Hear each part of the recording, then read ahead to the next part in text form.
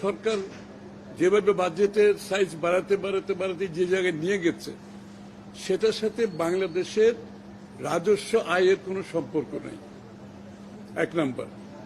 দুই নাম্বার হচ্ছে আপনি যখন রাজস্ব আয়ের পুরোটাই আপনার পরিচালন ব্যয়ের মধ্যে ব্যয় হয়ে যাবে, তাহলে আপনি পুরো উন্নয়ন বাজেটটা কিন্তু দেশের ভিতর থেকে দেশের বাইরে থেকে আপনি ধার করে চালাচ্ছেন।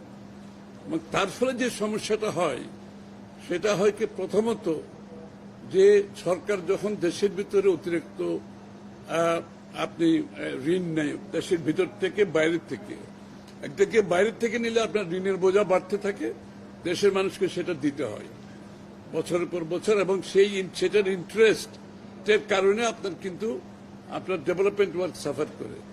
আবার দেশের ভিতর থেকে নিলে দুইটা ক্ষতি, আরো বেশি ক্ষতি এই জন্য যে আপনার তো এটার ইন্টারেস্ট, এটার যে সুদ পে করতে হয়, যেটা দেশের ওভারঅল বাজেটকে ক্ষতিগ্রস্ত করে। আর দ্বিতীয় কথা হচ্ছে সরকারকে অনেক বেশি টাকা আভ্যন্তরীণ যেটা ঋণ নিলে যেটা হয়, এটা ব্যাংক থেকে অতিরিক্ত ঋণ নিতে গেলে ব্যাংকের ইন্টারেস্ট বেড়ে যায়, এবং ব্যাংকের থেকে যখন সরকার বেশি লোন নিয়ে নেয় তখন কিন্তু ব্যক্তি খাতে আর লোনটা কমে যায়, তাদের লোনটা তারা পায় না। এবং সেইটা দুইটা হয়, একটা হচ্ছে আপনার বিনিয়োগ হয় না, বিনিয়োগ না হলে আপনার কর্মসংস্থান সৃষ্টি হয় না, মানুষের আয় বৃদ্ধি পায় না, সেটা খুব বেশি ক্ষতিগ্রস্ত হয়। অন্যটা হচ্ছে যে যেহেতু প্রাইভেট সেক্টর লোন পায় না, সে বিনিয়োগেও যেতে পারে না, এবং বর্তমান বিনিয়োগ যেটা আছে সেটাকে বাড়াতে পারে না। সুতরাং আমি মনে করি এই বাজেটে সেই বিষয়টা লক্ষ্য করে আমাদের রাজস্ব আয়ের সাথে আপনার বাজেটের সাইজের একটা সম্পৃক্ততা থাকা উচিত ছিল। আমি মনে করি সেটা হয়নি। সেটা পুরোটাই রাজস্ব আয় যেটা আছে সেটা আপনার পরিচালনা ব্যয়ের মধ্যে চলে যাবে, এবং পুরোটাই কিন্তু দেশের ভিতর থেকে বাইরে থেকে লোন নিতে গেলে যে প্রভাবগুলো আমি বললাম, এই প্রভাবের কারণে অর্থনৈতিক ক্ষতিগ্রস্ত হবে। আর যে প্রিন্সিপাল, ওই জায়গাটাই কিন্তু আমরা আগের মতো রয়ে গেছি। সুতরাং গতানুগতিক শব্দটা আমি বলতে চাই না,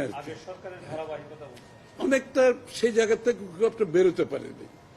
এই বাজেটের আপনার রাজস্ব আয়কে ভিত্তি করে আসলে বাজেট করা উচিত।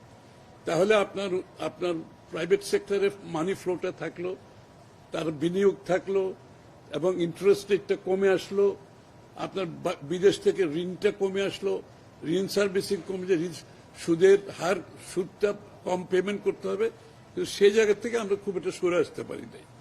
সুতরাং আমি মনে করি এই মৌলিক জায়গাটাই গলতটা রয়ে গেছে।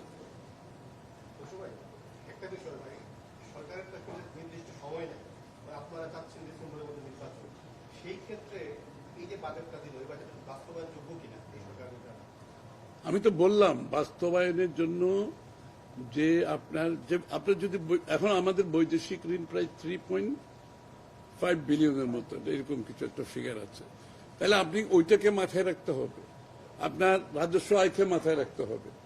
আপনি ওইটাকে মাথায় রেখে যদি আপনি আমার মন্তব্য দিতে হয়, তাহলে কিন্তু এই বাজেটের সাইজটা আরো ছোট হওয়া উচিত ছিল। তাহলে এটা তো হাউস হোল্ডের মতো, আপনার গৃহস্থের একটা ইনকামের মতো, একই কথা, তো কোনো ডিফারেন্স তো নাই।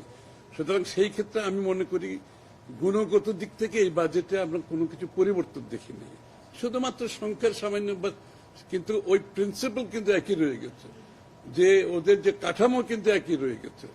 সুতরাং এটা কিন্তু আগামী দিনের সরকারের জন্য খুব একটা সহজ কিছু হবে না। ঠিক আছে, যথেষ্ট তো, এর বাইরে এখন কি বলবো? 4 তারিখে সব বলবো, 4 তারিখে 1 ঘন্টা ধরে বলবো, বড় পেপার হবে, অনেক কিছু লিখতে পারবে। Thank you.